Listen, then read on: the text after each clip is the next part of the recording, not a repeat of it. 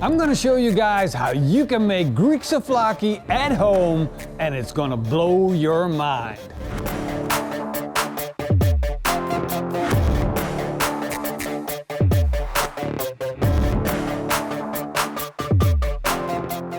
Most people think Greek food is made from lamb. It's not true. That's for the tourists. That's what they feed the tourists. They keep all the good stuff for themselves. It's pork. Pork is what the Greek love most. This stuff is freaking amazing. And of course, they make souvlaki with this. So we're gonna prep this. We're going to take our knife, take the skin off, and start making it ready to taste delicious and wonderful and make it ready for your grill. First step is taking off the skin. Then I'm gonna cut this whole piece of pork belly up into big chunks. As you can see, we got a beautiful 50-50 pork to fat ratio. That's perfect for a souvlaki.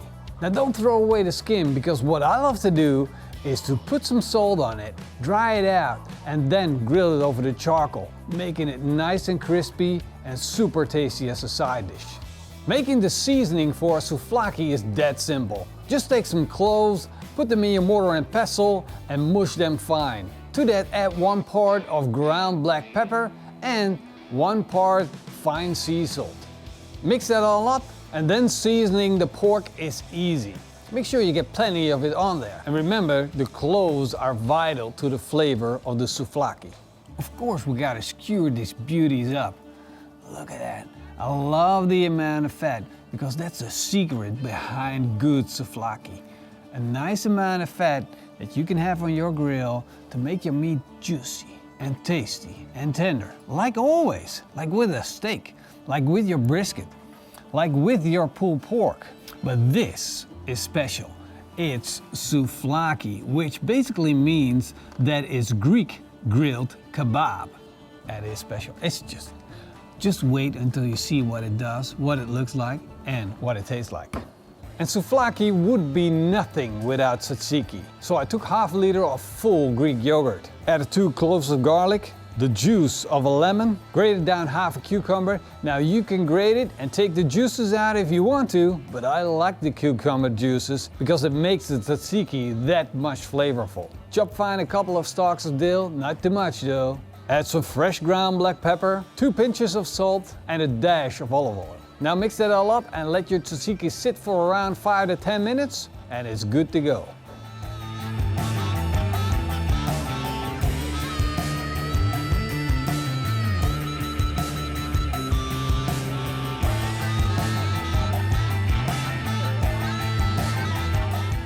I loaded up my Napoleon professional grill with embers from our fire. First I took the big logs out of the fire and put them in my grill. Then I put some embers in front of it, and now we have the ultimate temperature control. I can even lower the wood and the embers by raising and lowering the bottom of this grill. This gives me ultimate control over the temperature, and it will help me cook our souvlaki to perfection.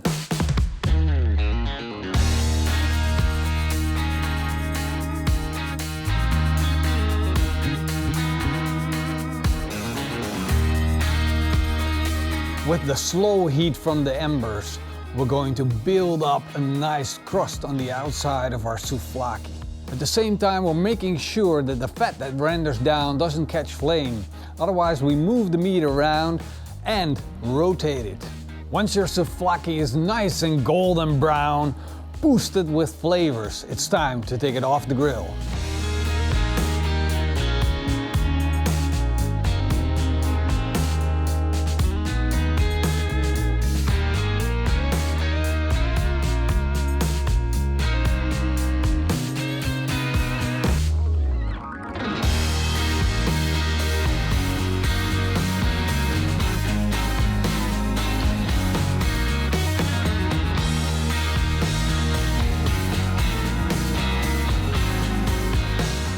And that's how authentic Greek souvlaki is made. Grilled meat, basically a kebab, but freaking delicious. This looks so good. And you just take one of these breads and just go crazy with the stuffing. Just do what you want to do. Put some tomatoes in to make it fresh. That tzatziki that's out of this world. And then she's all yours. Wow. Morsen, it's better than shawarma.